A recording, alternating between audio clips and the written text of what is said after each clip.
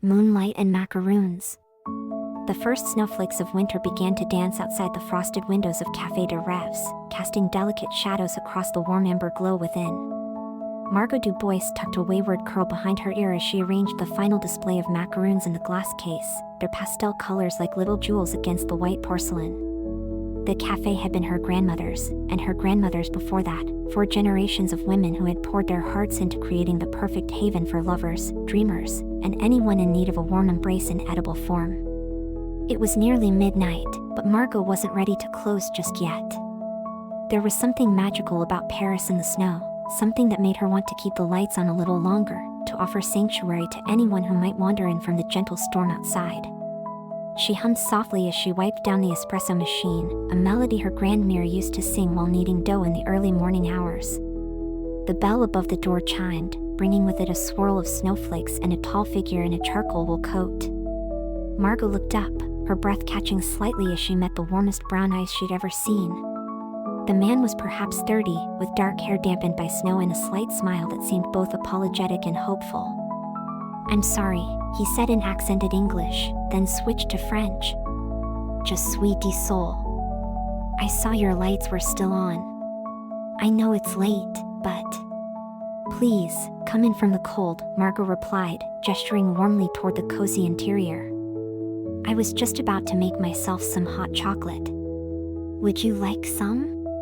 The stranger's smile widened, transforming his entire face. "That would be wonderful.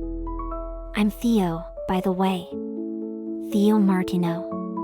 "Margot," she replied, already reaching for the good chocolate, the Belgian dark that her grandmother had sworn was the secret to happiness. "Are you visiting Paris, or?" "I just moved here," Théo said, settling onto one of the plush velvet chairs near the window. "I'm a photographer, and I've been commissioned to document the nightlife of the city, not the glamorous parts, but the quiet moments. The people who keep the city alive while everyone else sleeps." Margot felt her heart skip as she heated the milk, adding just a touch of vanilla and cinnamon the way grandmère had taught her. How fascinating.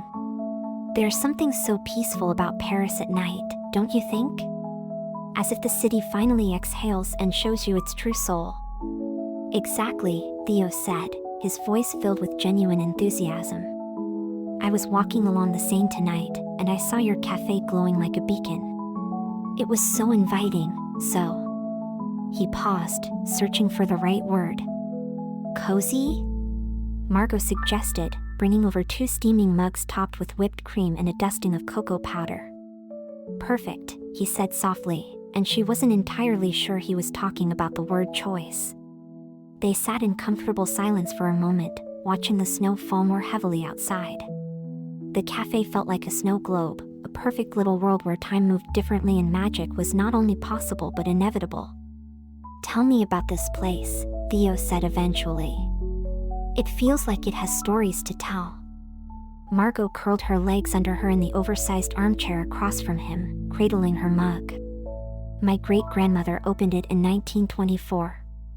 She was a young woman from Provence who fell in love with a Parisian poet. The story goes that she won his heart with her lavender honey macarons, but I think it was really her spirit that captured him. And now you're carrying on the tradition?" "In my own way," Margot said, a soft blush coloring her cheeks. "I studied pastry at Le Cordon Bleu, but I always knew I'd come back here. This place, it's not just a café. It's a sanctuary. People come here when they need comfort, when they're celebrating, when they're heartbroken, when they're falling in love." Théo leaned forward slightly, his eyes intent on her face.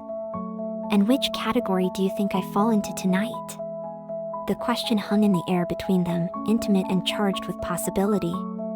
Margot felt her pulse quicken, but before she could answer, the bell chimed again. An elderly gentleman entered, shaking snow from his umbrella. "Monsieur Beaumont!" Margot exclaimed, jumping up to greet him. "You brave soul, what brings you out on such a night?" The old man's eyes twinkled as he spotted Théo. "Ah, J.E. voice. Perhaps I'm not the only one seeking warmth tonight." He winked at Margot, who felt her blush deepen. Théo stood and extended his hand. Théo Martineau. Pleased to meet you. Claude Beaumont, the elderly man replied, shaking Théo's hand firmly. I live just upstairs.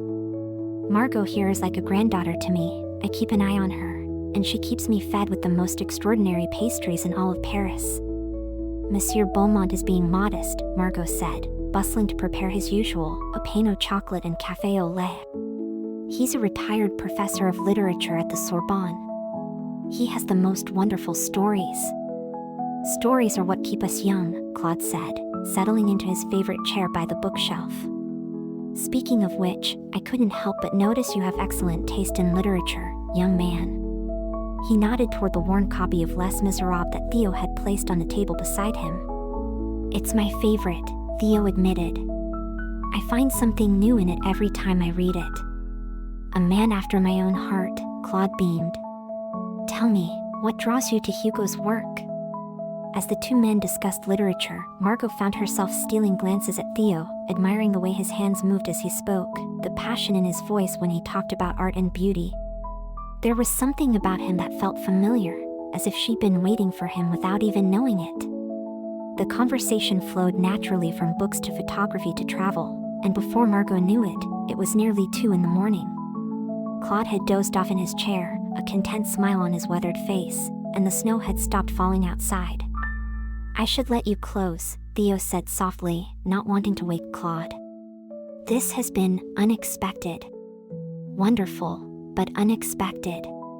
Margot felt a flutter of panic at the thought of him leaving. Would you like to see something special before you go? Without waiting for an answer, she led him through a door behind the counter and up a narrow staircase to her apartment above the café. But instead of stopping there, she continued up another flight to a door marked Prive. This is my secret, she whispered, unlocking the door to reveal a small rooftop terrace, enclosed in glass and filled with twinkling fairy lights and blooming winter jasmine. The snow had transformed it into a magical winter garden, with Paris spread out below them like a glittering blanket. Mon Dieu, Théo breathed, pulling out his camera instinctively before stopping himself. May I? Of course, Margot said, wrapping her grandmother's shawl more tightly around her shoulders. She watched him work, captivated by his focus and artistry. He moved with quiet grace, capturing not just the beauty of the terrace but the essence of the moment, the way the lights reflected in the snow, the soft glow emanating from the café below, the romantic intimacy of their hidden sanctuary. It's beautiful, he said finally, lowering his camera. But not as beautiful as the woman who shared it with me. Margot felt her breath catch as he stepped closer, his eyes searching her face in the soft light. Théo. I know we just met, he said quietly, but there's something about tonight, about this place, about you. I feel like I'm exactly where I'm supposed to be. She reached up to touch his face, her fingers tracing the strong line of his jaw. I feel it too, she whispered. Like you've been walking toward me through the snow, and I've been waiting here all along. When he kissed her, it was soft and sweet and full of promise, tasting of chocolate and possibility. The city lights twinkled around them like stars, and Margot felt as though she were floating, suspended in a perfect moment that she wanted to last forever. They broke apart slowly, resting their foreheads together as their breath mingled in small clouds in the cold air. Stay, she whispered. Just until morning. We can make breakfast together, and I can show you all the secret places in the quartier that only locals know about. Théo smiled, tucking a strand of hair behind her ear with gentle fingers. I'd like nothing more. They made their way back downstairs, where Claude was now fully awake and grinning at them with obvious delight. Ah, young love, he said, rising from his chair with a theatrical sigh. There's nothing quite like it. Margot, ma chérie, I believe your grandmère would approve. Monsieur Beaumont, Margot protested, but she was smiling. What? I'm simply observing that some people are clearly meant to find each other. Like characters in one of my beloved novels. He winked at Théo. Take care of her, mon garçon. She's precious. I can see that, Théo replied seriously, his arm finding its way around Margot's waist. After Claude had gone back upstairs with promises to join them for breakfast, Margot and Théo settled in to wait for dawn. They talked about everything and nothing, their childhoods, their dreams, their fears, the way the snow made everything look new and full of possibilities. Margot showed him the photo albums her grandmother had kept, filled with pictures of the café through the decades, of couples who had met there, of celebrations and quiet moments and everyday magic. Théo shared his own photographs, images from his travels that revealed his artist's eye for finding beauty in unexpected places. "I have a confession," Margot said as the sky began to lighten outside the windows. "I've been feeling stuck lately. Like I was waiting for something to happen, for life to begin. But tonight feels like the beginning of everything." "I know exactly what you mean," Théo replied, pulling her closer on the small sofa where they'd been curled together. "I came to Paris looking for inspiration, for stories to tell. I never expected to find the most important story of all." As the first rays of sunlight painted the café in golden hues, they began to prepare breakfast together. Théo proved surprisingly adept at cracking eggs while Margot worked her magic with fresh croissants and homemade jam. They moved around each other in the small kitchen as if they'd been dancing together for years, anticipating each other's needs and sharing small smiles over steaming coffee cups. Claude appeared just as they were setting the table, looking remarkably spry for someone who had stayed up half the night. "Bonjour, mes amis," he said cheerfully. "Something smells divine." "Théo made the most perfect scrambled eggs," Margot said proudly, as if he'd accomplished something miraculous. "A man who can cook," Claude nodded approvingly. "Your grandmère always said that the secret to a good marriage was finding someone who could make you laugh and feed you well." "Monsieur Beaumont," Margot exclaimed, her cheeks turning pink. "What?" "I'm simply making observations," the old man said innocently, but his eyes were twinkling with mischief. Over breakfast, Théo told them about his project, a book of photographs documenting the night workers of Paris, the invisible people who kept the city running while everyone else slept. Bakers and taxi drivers, security guards and street sweepers, each with their own story to tell. "You should photograph Margot," Claude suggested. "She's here until all hours, feeding the souls of night wanderers like yourself." "I'd love that," Théo said, his eyes meeting Margot's across the table. "If you'd be willing." "I've never been photographed professionally before," Margot admitted shyly. "I promise to make you look even more beautiful than you already are," Théo said softly, and Claude made a satisfied sound that might have been a chuckle or might have been simple approval. The next few weeks passed in a whirlwind of discovery and deepening connection. Théo became a regular fixture at the café, arriving each evening as the sun set and staying until the early hours of the morning. He photographed Margot as she worked, capturing the concentration on her face as she piped delicate flowers onto wedding cakes, the joy in her smile as she served her regular customers, the quiet moments when she stood at the window watching the world go by. But more than that, he became part of the rhythm of the place. He learned to operate the espresso machine when Margot was busy with pastries, charmed the elderly ladies who came for their afternoon tea, and engaged in lengthy philosophical discussions with Claude about art and literature and the meaning of life. "He fits," Claude observed one evening as they watched Théo help a young couple choose the perfect anniversary cake. "Like a piece of a puzzle that you didn't even know was missing." Margot nodded, her heart full as she watched the man she was falling in love with bring the same care and attention to her customers that she did. Grandmère used to say that home wasn't a place, it was a person. I never understood what she meant until now. Their relationship deepened with each shared sunrise. They explored Paris together in the quiet hours before the city fully awakened, walking along the empty bridges over the Seine, discovering hidden gardens and secret courtyards, sharing stories and dreams in slow, sweet kisses in doorways while the world slept around them. Théo introduced her to his world of art and photography, taking her to galleries and exhibitions, teaching her to see the city through his lens. Margot showed him the Paris she'd grown up in, the neighborhood bakery where she'd learned to knead bread as a child, the park where her grandmother had taught her to feed the pigeons, the church where 4 generations of her family had been married. "Will you show me something?" Théo asked one evening in early spring, as they sat on the rooftop terrace watching the stars emerge in the darkening sky. "Anything," Margot replied, snuggled against his side under a soft blanket. Show me where you see us in a year from now. The question was both simple and loaded with meaning, and Margot felt her heart race as she considered how to answer. They'd been together for 3 months now, but they'd never talked about the future beyond vague mentions of someday and when we're ready. I see us here, she said finally, gesturing to encompass not just the terrace but the café, the apartment, the life they'd been building together. I see Sunday mornings with fresh croissants and newspapers spread across our bed. I see you showing me contact sheets of your latest photographs while I experiment with new macaron flavors. I see us taking that trip to Provence you've been talking about, meeting the cousins who still make lavender honey. She paused, gathering courage for the next part.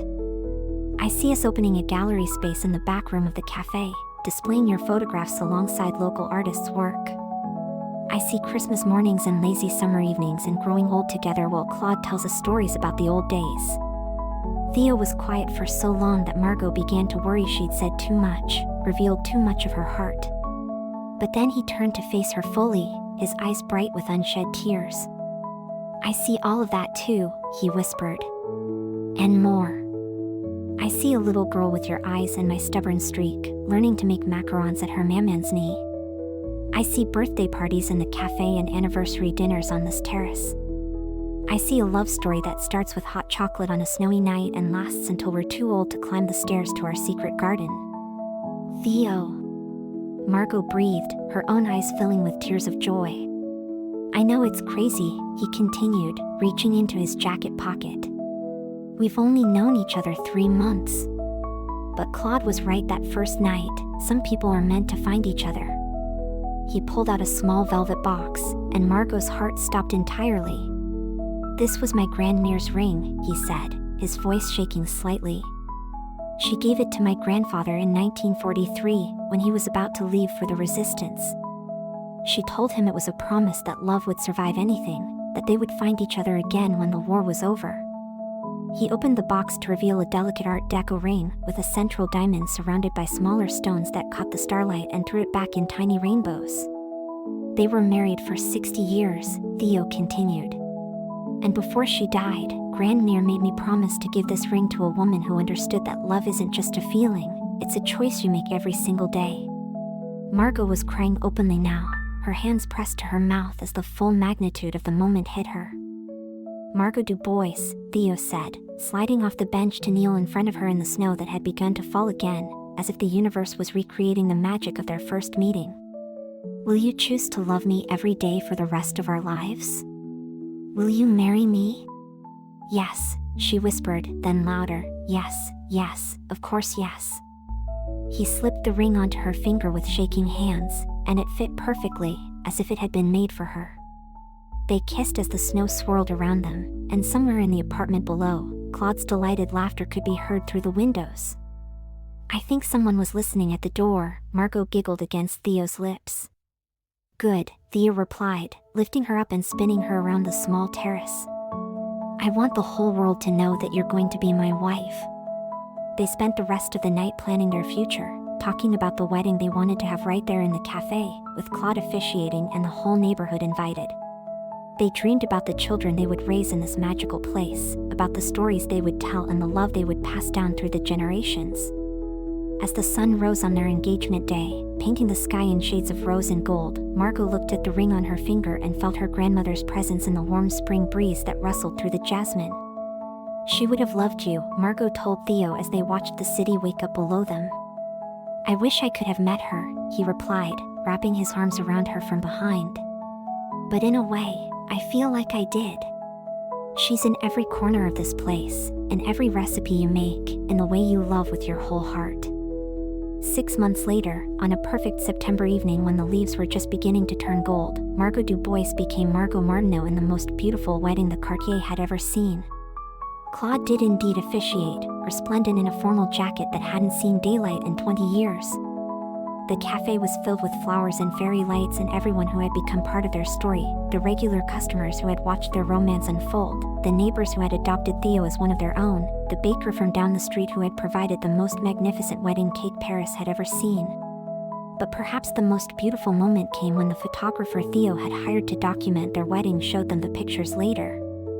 In every single image, whether they were saying their vows or cutting the cake or dancing their first dance on the rooftop terrace, they looked at each other with such joy, such perfect contentment, that it took your breath away. "You can see it," the photographer said admiringly. "The love story is written all over your faces. This is what forever looks like." And as they settled into married life, renovating the back room into the gallery space Margot had dreamed of, hosting art openings and poetry readings and intimate concerts, they discovered that their photographer friend had been right. Love, real love, the kind that started with hot chocolate on a snowy night and grew stronger with each shared sunrise, really could last forever. Years later, when their own granddaughter asked Margot to tell her the story of how she and grandpère had met, Margot would always begin the same way. "Once upon a time, on the most perfect snowy night in Paris, love walked through the door of our little café, shaking snowflakes from his coat and asking for something warm to drink." And every time she told it, Théo would add with a smile, "And he lived happily ever after, because he was smart enough to marry the woman who made the best hot chocolate in all of France."